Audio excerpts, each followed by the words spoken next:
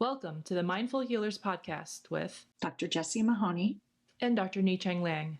We are here to help you learn to pause and be present, awaken your breath, and harness the ripple effects of mindfulness for radiant health. We get you. We know you. We are you. We have both been successful on the surface, yet struggling underneath. We have both had cluttered brains, been overwhelmed, and exhausted. We're healers who have found solutions and want to share them with you. Join us here to discover a better way. Welcome to the Mindful Healers podcast. Today's episode is how to become okay with uncertainty. And we have another special guest, Meg, who's joining us today, and she's going to tell us about her coaching journey, some of the things that have really changed her life, and share what I would say are possibilities. So the intention of this episode is that it's okay to take a leap without knowing where you'll land. We hope that you'll discover it's okay to be just a doctor and a mom. It might turn out better than you expect. And the takeaway is it's also okay to be okay with where you are and who you are in the moment. So Meg, thanks so much for coming on and sharing your story. I love doing these interviews with people who have done coaching because everyone is completely different. And we're all on a different path at a different time, going somewhere different. And so I love to see how the coaching tools can change people's lives. And in every one of these, they've changed them in very different ways. So I would love it if you just introduce yourself and tell us who you are and what you do.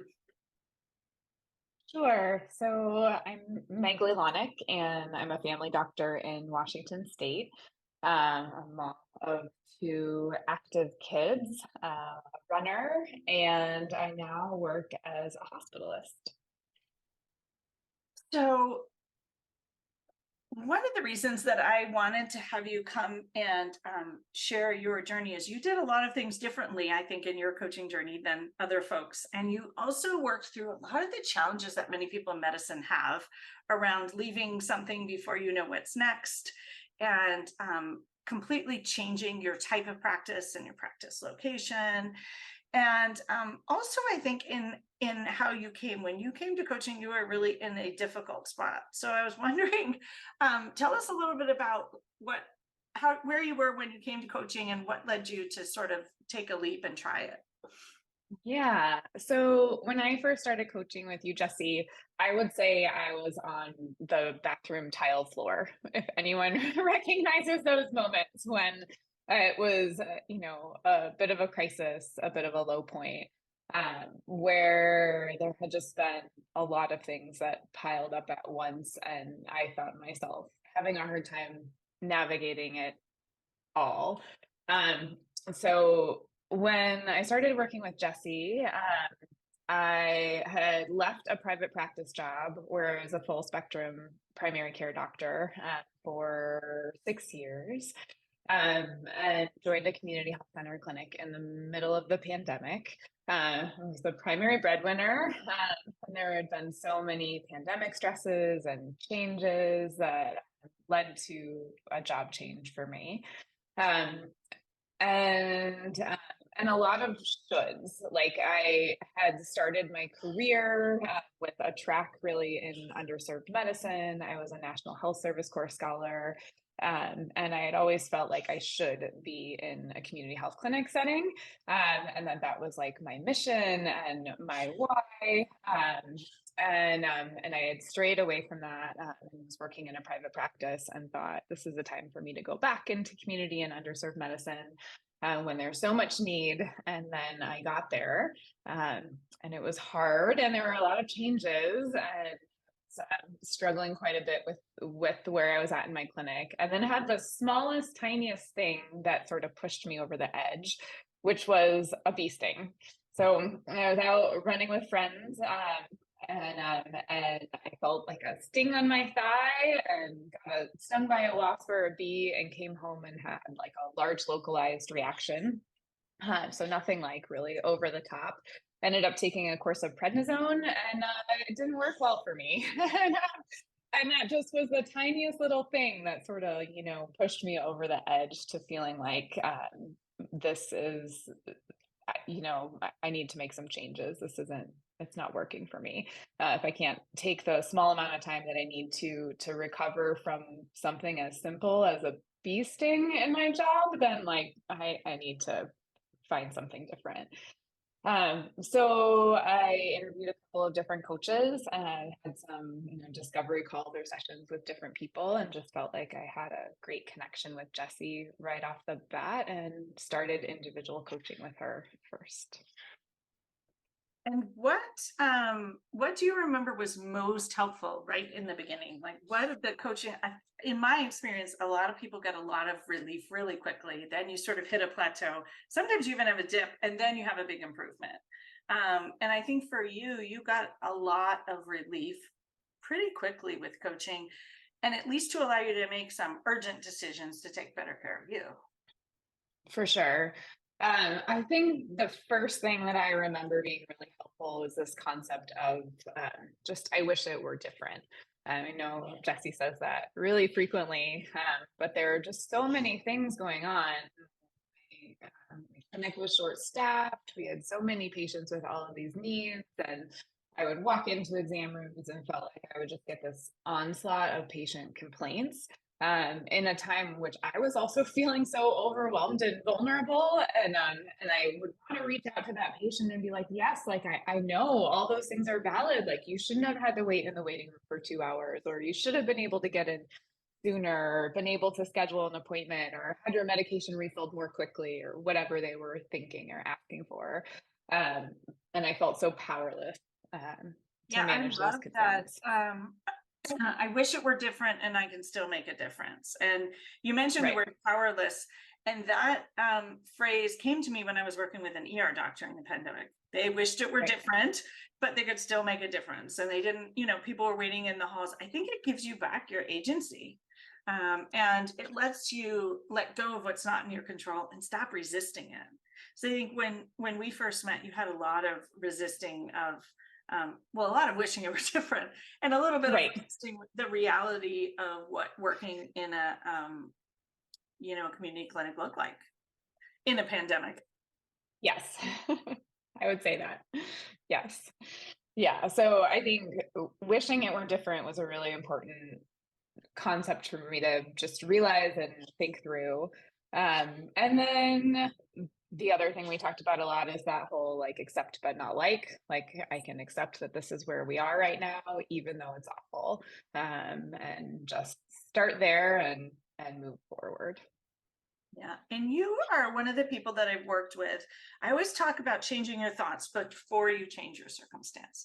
But sometimes people are in such a spot that's so out of alignment that they can do a little changing their thoughts, but they also need to change the circumstance. And you fit in that category. And as we worked together, it was very clear that you couldn't figure out what was next until you got yourself out of, I would call it a toxic environment, or a really out of alignment environment.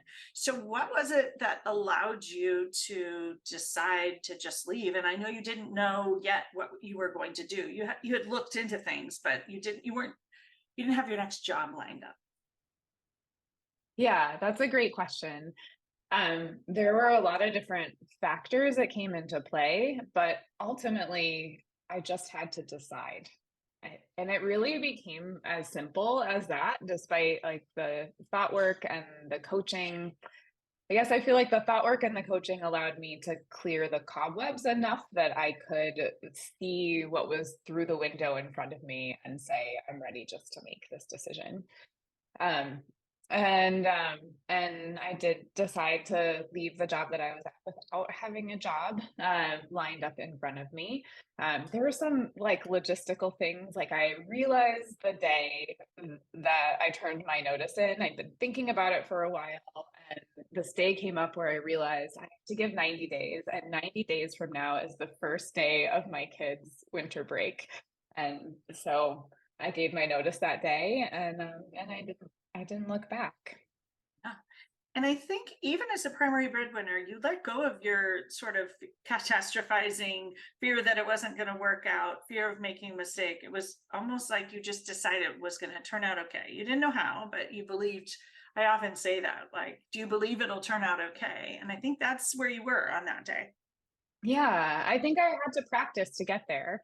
There's that other coaching thing that we always talk about is, what you practice grows stronger. And I had to practice reminding myself that like it could turn out better than I expected, that it all could turn out okay, that there was a place for me. And then I also had to really let go this picture of what I thought was my ideal career and my path, and this thing that I've been holding on to so long, especially as a primary care doctor, that my job was to care for people over decades of their life, to stay in the same place, not to move jobs, to be present and have these long relationships with patients. When in our changing healthcare environment, it isn't necessarily the case anymore that that's where a primary doc is. I remember you thinking something like, it's a failure for a family practice general doc to keep changing jobs.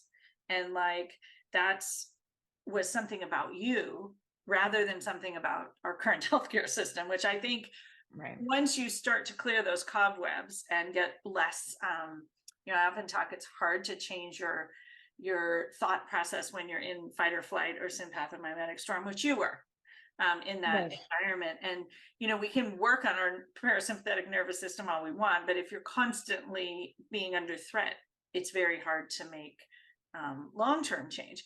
And so I just thought it was pretty cool that you were able to get to that point where you didn't feel under threat. You were certain you would be okay. And you weren't a failure for not, for choosing something different. And you chose ultimately something very different. Um, Mhm. Tell us all a little bit about what you ended up doing after your time off. Yeah, so I took 3 months off. So that's an important part of things. And ended up taking a job as a hospitalist in my local community. Um, and um, and it did turn out better than I expected.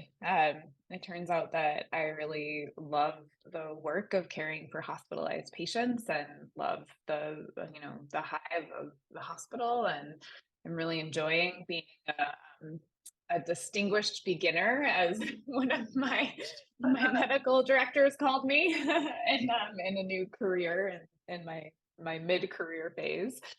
And I was really able to reframe my strengths as a primary care doctor and my ability to connect and have relationships with patients into a strength in a hospitalist role.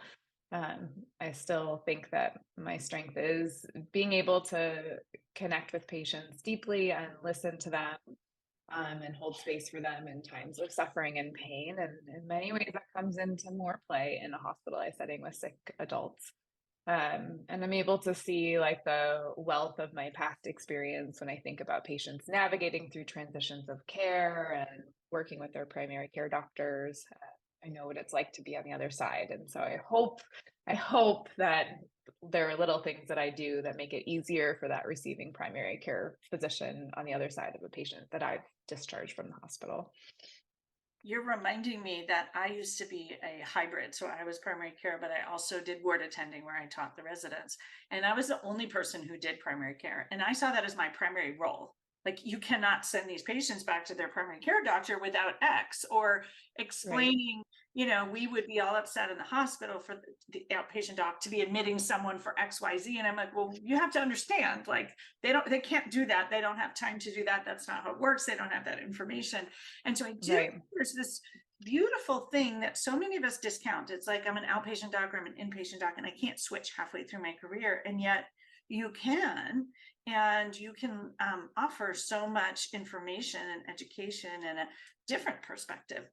The other thing you mentioned there that I think is so important and really helped me in my transition was realizing the strengths that I had accrued over all my years of practice, bringing it to the next thing. I think the story in medicine is like, you're leaving the clinic and you're leaving all that you learned there. And yet we're all bringing all of that skill, knowledge, experience, etc., wisdom to the next part of our journey.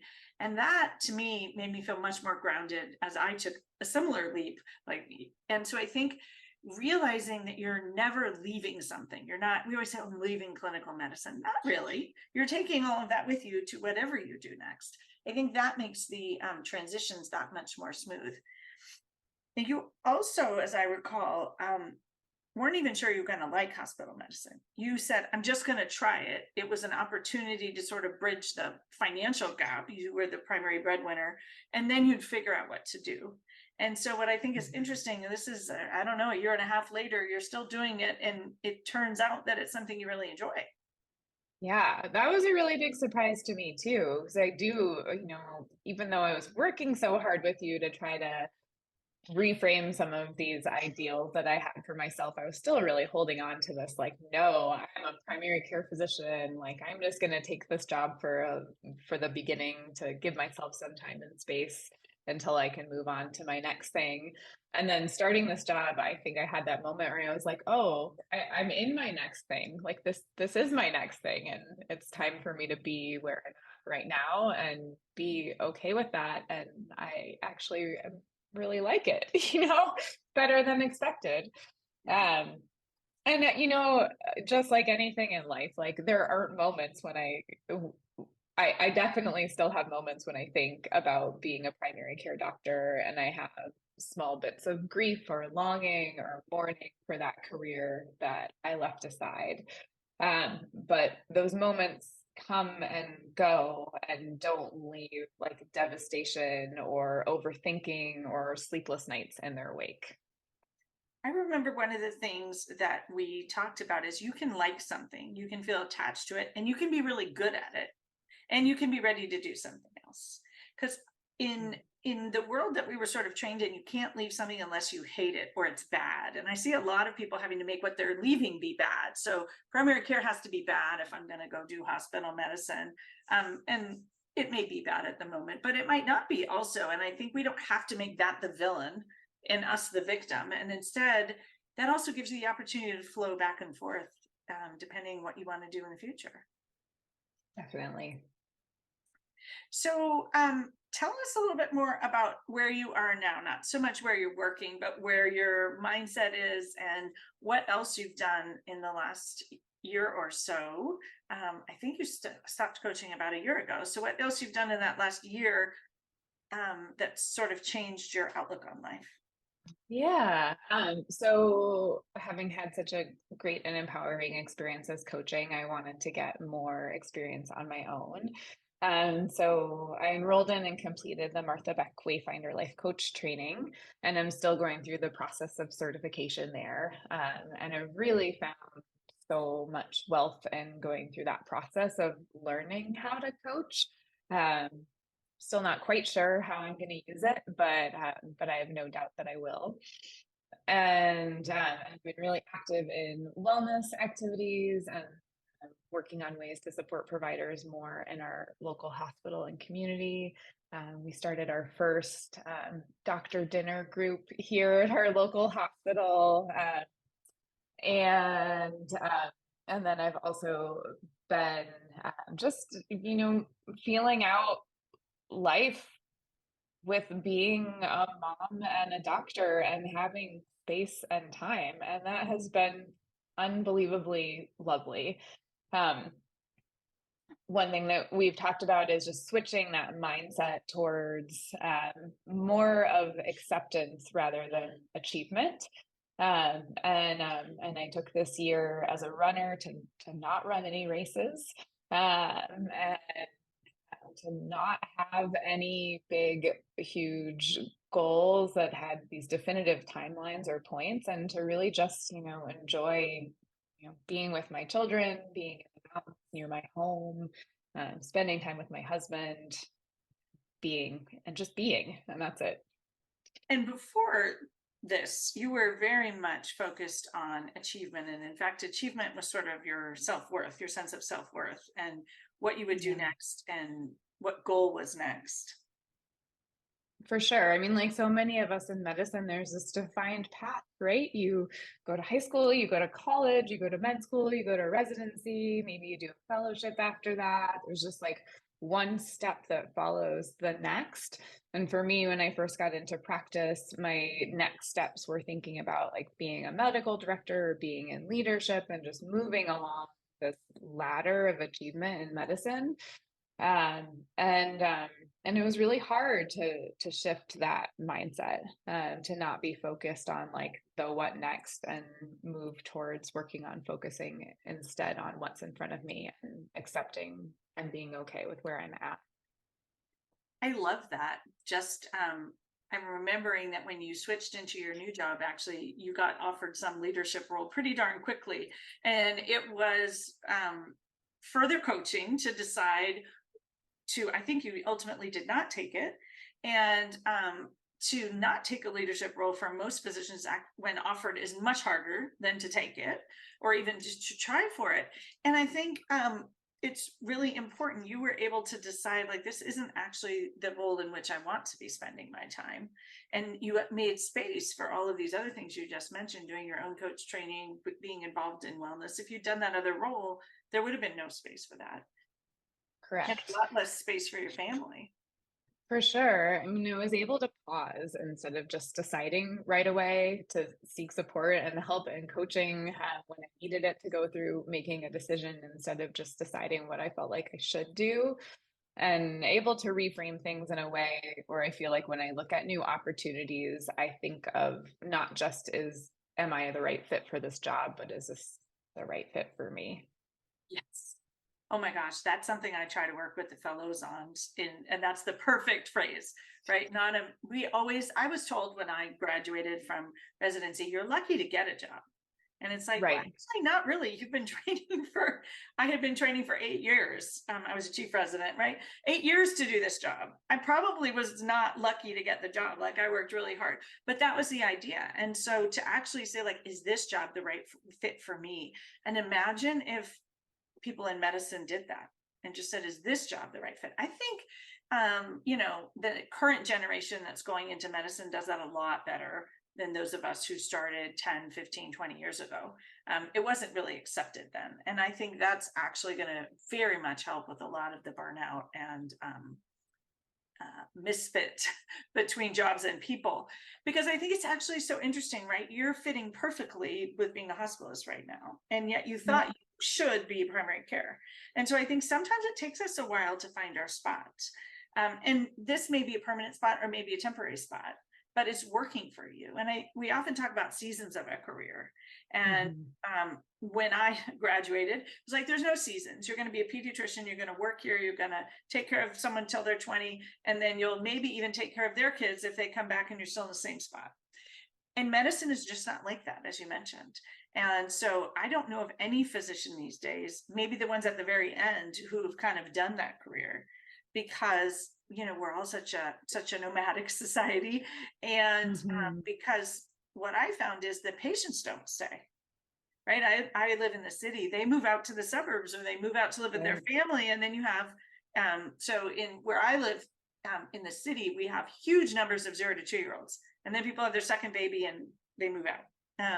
And so I think just this idea that that's not necessarily what it looks like, what we think it should look like is not at all what it might end up looking like. Exactly. Tell me a little bit more as we close ourselves out about, we were talking about that you've become okay with uncertainty, and we loved that so much. We made it the title of the podcast. Because I remember when we began, you were not okay with uncertainty. And I will say 99% of people in the world get anxious with uncertainty.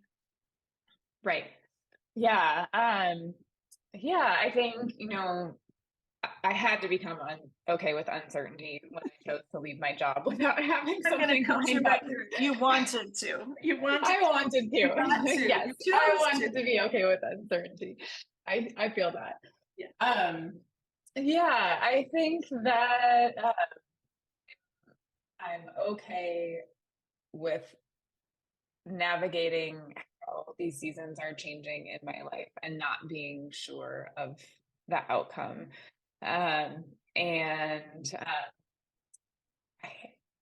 There's so many ways you can think about this, but I recently did a mountain summit with a group of people, and we started with one plan, and it turned out that the snow conditions weren't right for us to do the first plan. And so then we went to plan B, and then there were large crevasses that we had to navigate around again and again and again. And I think we'd estimated our day of summiting the mountain was going to take like 13 or 14 hours, and it took 22 hours, right? And it turned out very differently than anyone had expected or planned. And all along the way, there was so much wealth and beauty that we found during this process. And so I like to take these moments of running or mountain travel and think about them in my career too, that like I may be reaching the summit differently than I expected, or looking at it from a different perspective, and can still find incredible beauty there. Yeah, I think that gets at that concept that we have, that like a mistake, or if it doesn't go like you think it did, you did something wrong. And yet often that detour is the thing in your life that becomes super valuable and super beautiful, and just sort of enjoying the journey. We're always very focused on the goal and not focused on the journey to get to the goal. And so you were able to sort of shift into, this is my next phase. I don't even know what's going to be next. And you said that with this job and with the coaching. It's beautiful.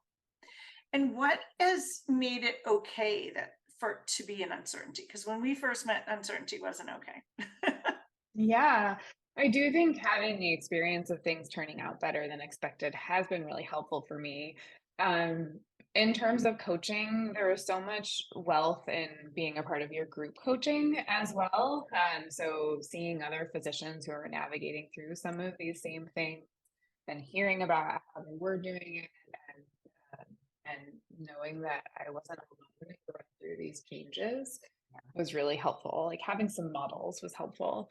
Um, and then I have, I will say, I mean, coaching wasn't the only support that I accessed during the time in which I was really having a hard time. I worked with mentors and friends. I worked with a therapist, and having like a holistic and full support network around me was really helpful in navigating through this time and giving me a model of myself that could be okay in uncertain times. And I would say, actually, so many of the people that I work with, and almost everyone on the podcast actually has worked with a therapist too at some point and or at the same time. And I think it's finally okay for us all to talk about that. That's a normal thing. And one of the things I love about people doing both is that you get two very different things from working with a therapist and working with a coach. And a lot of people think maybe it's like therapy under another name. And so I love when people do both, because they're really getting two different perspectives, and they're working on healing and growing and shifting in different ways at the same time. And I think they can work really synergistically. Right, very much so. I think it's important to cast your net wide for support. And as physicians, we deal with so many stressors on the day to day, and the pain and suffering of our patients in front of us is just one, right? And all of us need help to be able to navigate through this difficult role that we have.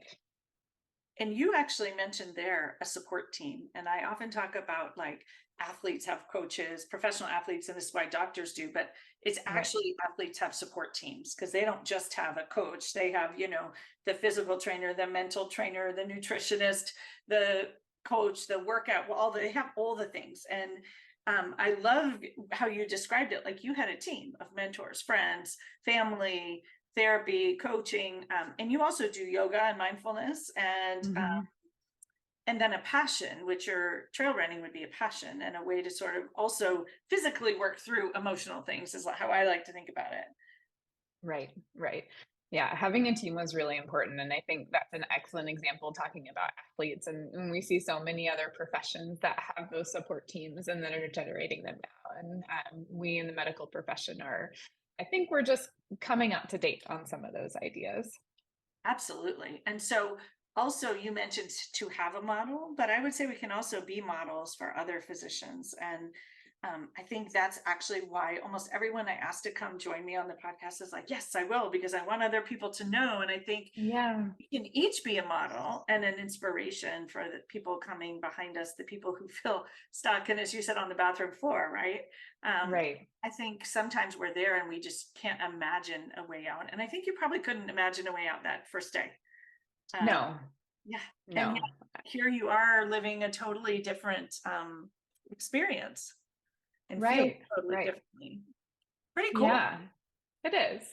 And I would say just one last thing about coaching that I think was probably the single biggest change that I noticed for myself. When you talk about that being in a rut or being stuck, I think that I had like a constant inner voice of emotions that I felt like I was stuck in. So again, those stories that you tell yourself, like, I should be this, I should be that, this was what I'm supposed to be doing. And I think coaching was the key for me in replacing or changing that voice. And so giving myself some good things to think about to create a different neural pathway to get out of that rut and hear something different. And it's amazing to me now. I have bad days. I'm a hospitalist. The work is hard and stressful. I have two kids. Sometimes I yell at them, right? Like, and it's amazing to me now when I have those moments that I don't immediately jump into like shame or being upset with myself or that I should have done something different. I'm able to hear a different voice that's much more compassionate and kind towards myself. I love that. Yeah, maybe we should call coaching the developing the kind and compassionate voice. But I think it Exactly. takes time. Like you didn't develop it overnight. And No. it's probably about 2 years after you started initially. So you did a year of work and now you've had a year of integration. And I Yes. like to remind people because we're such high achievers, it's like, I'm going to fix this right now overnight.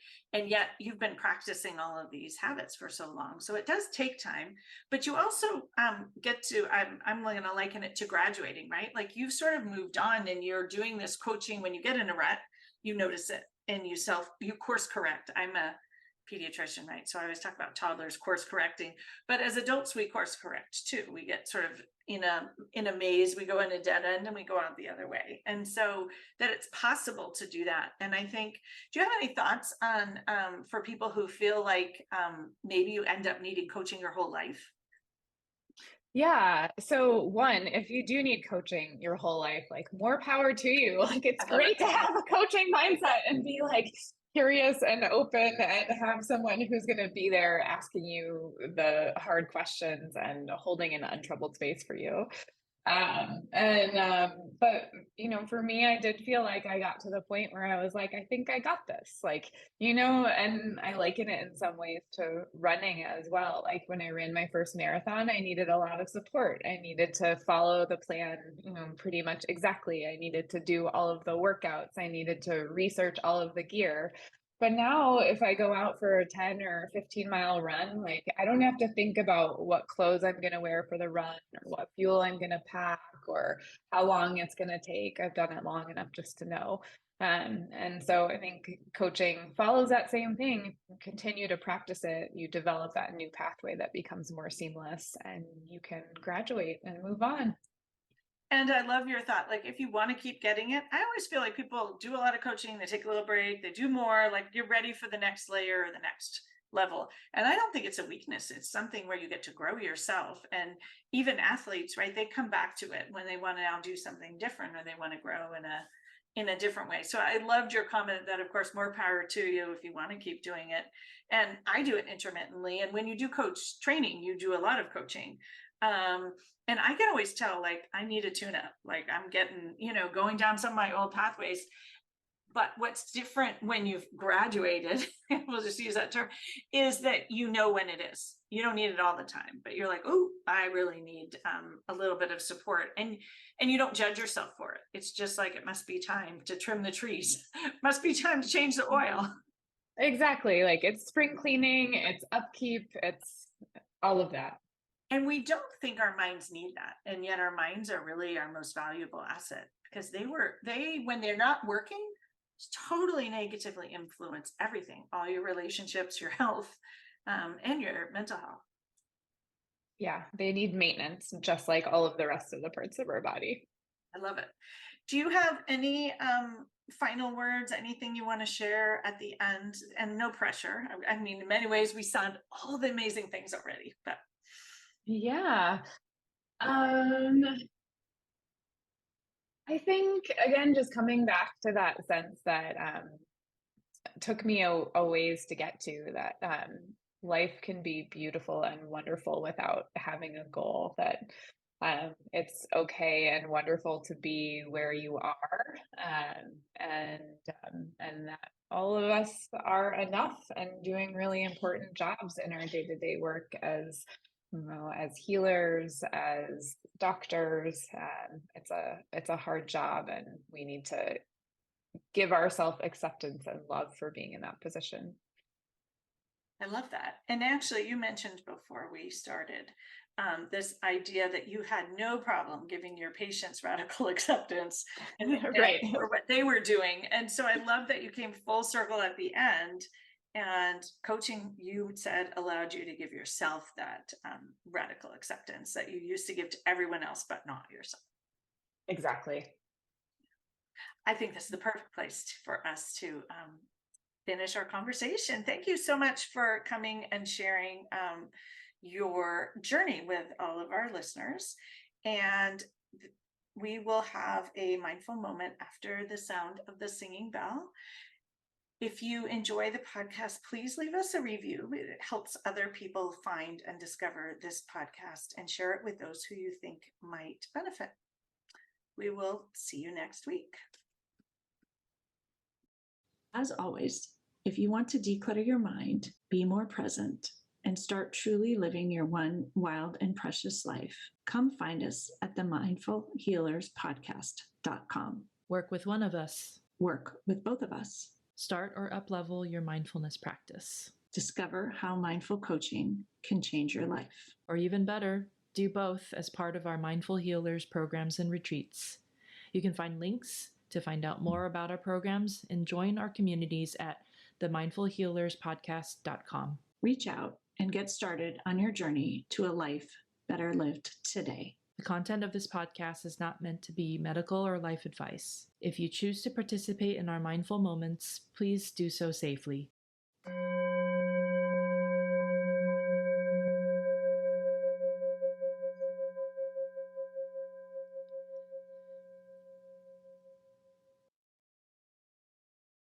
Welcome to today's mindful moment, a loving kindness practice, appreciating and accepting who you are as you are in this moment. Taking a moment to find your sit bones and or the soles of your feet and connecting them into the earth beneath you. If you're driving, please opt out. Taking an in-breath in through your nose and out through your mouth. And another breath in through your nose and out through your mouth. And we'll bring a hand to heart and another hand atop, checking in with the fact that you have a heart. Taking good care of your heart. Noticing how your heart feels today. Sending yourself good wishes. And taking a moment to appreciate just how much you are enough, just as you are in this moment today.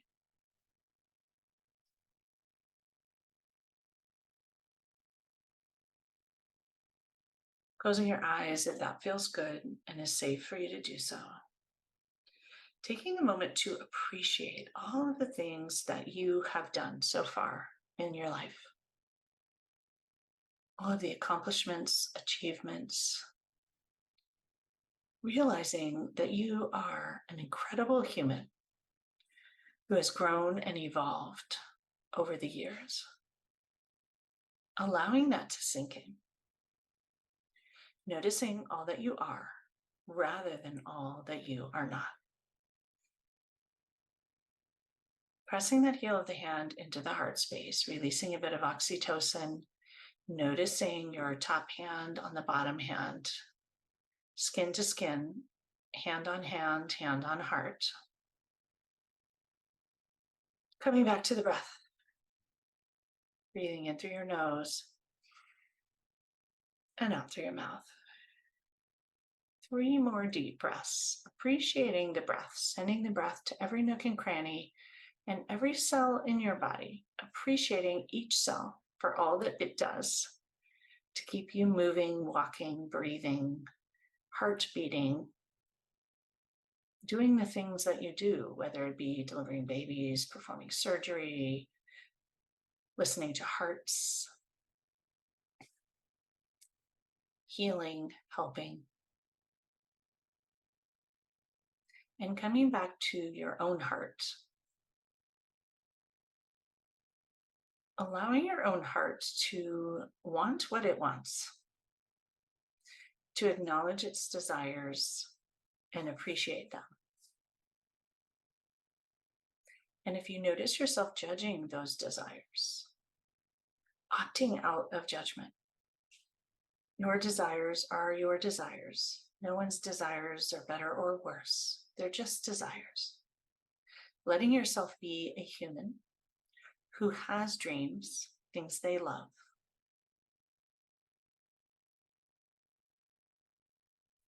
And taking a moment here to specifically notice this idea of being kind to yourself. What if it was okay to be kind to yourself? What if you would not be lazy or complacent? What if it was healthy to be kind to yourself? What if it made you stronger, more productive, more effective, more loving, and more human to be kinder to yourself? What if you modeling kindness allowed everyone else in the world to also model kindness and be kind to themselves? What amazing ripple effects.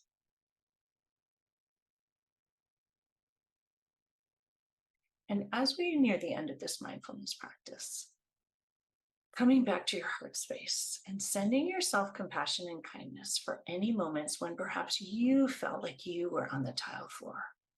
And if you feel that way today, stuck, overwhelmed, frustrated, burnt out, sending yourself compassion, allowing yourself to be where you are, and connecting with hope, bringing hope in to help you move forward, see the light, and move towards the light. Realizing that each one of us is important. We are worthy. We deserve help and support as every other human in the world. It's human to need help and support. It's human to grow and to change. And there's always a reason for hope. Taking in one more deep breath, sending loving kindness to your heart space, to the palmar surface of your hand on your heart, bathing your heart with loving kindness. And exhaling any residual sludge, judgment, frustration, resentment, stickiness. Breathing in more loving kindness, pouring it down into the heart space, down into your arms, into your belly, down your legs, down to your feet, all the way down to the soles of your feet. And breathing out anything that needs flushing out, anything getting in the way of sending yourself loving kindness, old habits, low self-esteem, negative thoughts about yourself. Taking in one more big breath, sending in that loving kindness and golden light that comes along with the loving kindness to every nook and cranny, all the way to each pinky finger and each pinky toe. Letting it flow wherever it's needed, noticing if there's any spots in your body that need that kindness and appreciation. Enjoying it and exhaling. And we'll lower our hands and open our eyes. Thank you all so much for practicing with me today. We'll see you next week.